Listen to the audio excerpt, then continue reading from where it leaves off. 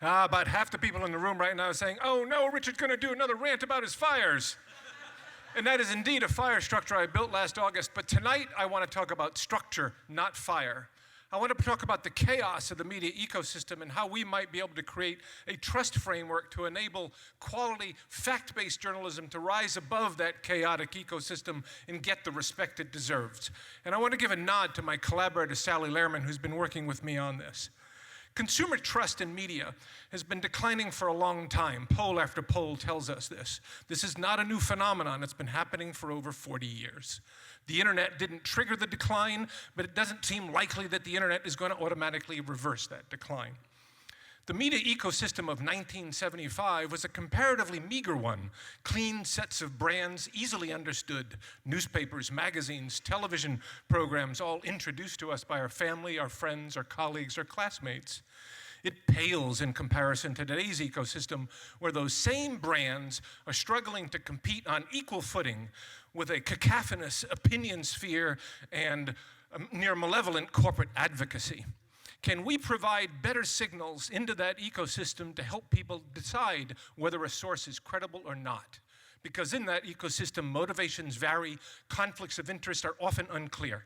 The old trust model of trust us because we're us does not work. Can we provide better cues for people to separate fact from fiction, wisdom from spin? Or are we simply casting our fates to the ecosystem itself, hoping that our quality content will magically surface to the top? Can we provide better signals into this ecosystem, points of information to help people make their own decisions, information to help search engines understand and create better results, to help algorithmic recommendation systems that are increasingly molding our media lives? Can we be more clear about what we're about? Our passions? Can we be more clear about our policies, our ethics, the rules that guide our craft? Can we, as we go forward, be more clear and create a clear framework for the great expertise that sits in our organizations and in our individuals, that provides a clearer framework to see the full body of the reporter's work so I can understand why they know what they know?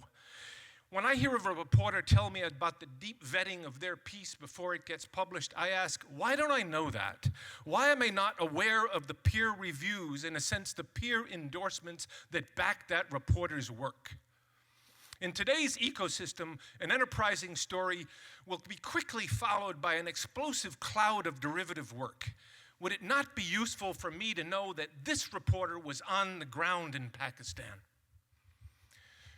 Might we make better use of structured citations, learn from academia, learn from Wikipedia, so that we can actually unveil the intellectual underpinnings of the reporter's work and use those citations to build deepening foundations of intellectual support, to create an enduring fabric of cited knowledge across ranges of topics, beats, and events?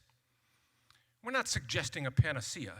We're not demanding a trust framework be used for every piece or any piece.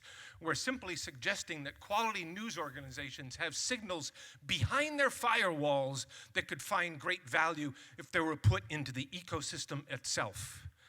What we're suggesting is that quality news brands be loud and proud about how they do their work, whether they're the New York Times or BuzzFeed or ProPublica or La Stampa.